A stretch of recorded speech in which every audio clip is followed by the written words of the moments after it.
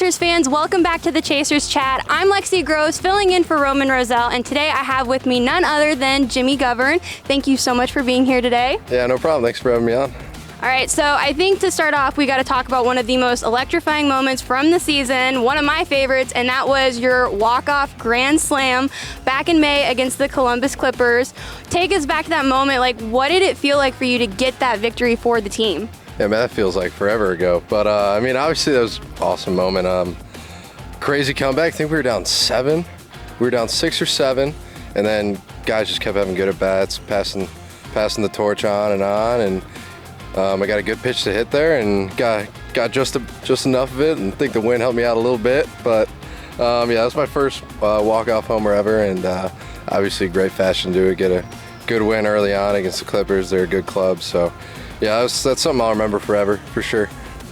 I think it's got to be one of my favorite pictures from the season is you rounding third, leaping in the air, flames are going off in the background. Yeah, have you seen that one? Yeah, that was a good picture. I didn't really know what to do. I was rounding through, I was like, what the heck do I do? So I just kind of like Gronk spiked my helmet in between my legs, and Minda, of course, she got a great shot, and you know, it's those are pictures I'll be showing my kids hopefully for years to come. Yes, it was definitely awesome. And so I'm sure that moment for you felt like winning the lottery. So I've got to ask, what would you do if you actually won the lottery tomorrow? If I won the lottery tomorrow, I'd buy a house. So I think my dad would be happy about that. I don't have to bum off him anymore.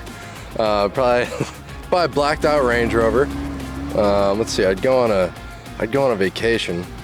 I don't know where I'd go though. Maybe like Bora Bora. You see those like huts? Mm-hmm. You know what I'm talking about? Like right on the beach? Oh yeah, like right on the villas or the ocean? Yeah, the ocean huts. Probably do that. Yeah. I mean, I would agree with you on that one probably. So, all right, so I think it's pretty common in sports that there's moments when athletes are going to struggle, whether it's at the plate, in the field. What is something that you do personally when you feel like you're getting in a funk and trying to get out of it? Yeah, I mean, baseball, it's a game of failure, and throughout, you know, we play 150 games. You're gonna go through at least one, probably a couple throughout the year, and it's just, you know, trusting your plan, trusting your routine. That's the most important part for me, is building a routine early on in the year. You know, talking with Buck and Powers and knowing what your strengths are and what your weaknesses are. And when you get in a funk, it's like, for me personally, it's because chasing too much, you know, being too aggressive. So it's kind of just being able to trust yourself, you know, not worrying about, you know, getting to 2 strikes and striking out, just being like, all right, I can handle this. I just have to keep, you know, trusting in my routine, slowing the game down, you know, not trying to go up there just trying to get a hit, because if you do that, you know, you're just going to be swinging too much. So, I mean, it's a tough game, and, you know, you really just got to rely on your coaches around you, your teammates around you to get you through it, because it's going to happen. Yeah, definitely. I think that's great advice for any kids or any other, like, people in sports right now watching. So sometimes I think what people also do is they listen to music. So what kind of music do you listen to when you're on the road or when you're in the clubhouse or to get you excited for a game? Well, in the clubhouse, we don't have a choice sometimes. We listen to a lot of Latin music, but I personally like listening to like 80s, 90s rock. I like listening to country, only usually in the summer though, because you get enough of it that in the winter it's just like, God, I don't want to listen to country anymore. But I listen to a little bit of everything, and mostly the past couple of years I'm listening to some older music, so my mom and dad appreciate that for sure. Country music definitely has more of a summer vibe, so we play it a lot here at the ballpark as well. Exactly. All right, so do you have a favorite sports team? Doesn't have to be baseball, it could be any sport. What's your favorite team that you've always rooted for? Bears. So I'm from a little north of Chicago, so I've grown up, you know, Chicago sports fan, and you know, they kill me, but I love them. One of my best friends, his grandpa has season tickets, and he just gives them to us.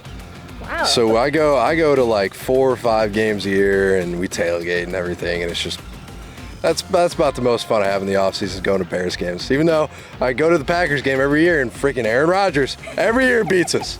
So last year he scored a touchdown to take the lead in 4th quarter, and it was all over, like Twitter and everything, when he goes, "I own you, I effing own you, I've always owned you." I'm right in that end zone. So he's pretty much yelling in my face. It's like, yeah, dude, I know, you own us. You don't have to rub it in. We have a huge Bears fan. I can't wait for the season, even though we're gonna suck. It's gonna be fun. Well, I will say I don't think Aaron Rodgers is a player you can ever expect that he's just going to be done. I hate to tell you that, but Bears fans is a good one. I know a couple of Bears fans. I really admire how you guys always stick with them no matter what the outcome is, so you got to appreciate that. So, all right, so it's been a long season. You guys wear a ton of jerseys during the season. So far, what has been your favorite jersey that you've worn? Could be any that you wear on a weekly basis, or it could be any of the specialty jerseys. What's your favorite one? Definitely wasn't the Runza one. The American flag one was cool. We wear that a couple more times. I like the corn one. I thought the corn was cool. Some people were hating on it. I thought it was kind of funny. I liked it a lot because I just kept calling Vinny, that's the biggest corn on the cob I've ever seen. So you were dubbed that night. He was dubbed the Italian corn, and you were dubbed the baby corn. Is that right? Yeah, that's what he said. We're not going to talk about it. The corn one, I think, was definitely an underrated one, but a good choice. So we'll have to work on bringing Salute to Corn Night back. And we've got a lot of other specialty jerseys coming up this season. We've got Black Panther for Marvel Night, and we've got Camo for Outdoors Night. So there's a lot of cool jerseys to come out to the ballpark and see. So, all right, so last question I'll leave you with.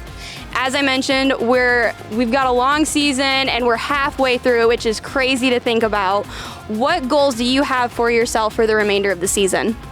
Kind of just, playing with confidence, getting my work in. I always pride myself on my work ethic because that's one of the things you can definitely control is coming out here early and, working with the coaches. And biggest thing for me is just attitude and, being a good teammate. Because regardless of what's going on, like in your personal life or on the field, like you can be a good teammate and doing that for someone, like picking them up when they're down, it's a fulfilling feeling, because everyone on the team is going to be going through it. Either that's a slump or something's going on off the field. So if you can just be a, teammate, good friend, be compassionate towards others, like I think that's one of the most important things about being a team. I think we do for a AAA ball club. I think we have a pretty tightly knit group from what people are saying, because you never know what you're going to get at this level. A lot of free agents, a lot of guys who haven't played before, but I think we've gelled really nicely as a team, and I've enjoyed playing for sure, and just looking to finish the season strong, have some fun here in Omaha, get a couple more wins, maybe another walk-off or two, so I'm excited. Yeah. Well, we're looking forward to the rest of the season. Jimmy, thank you so much for being on the Chasers Chat today, and we wish you the best of luck in tonight's game and the rest of the season. Awesome, appreciate it. Thanks, guys.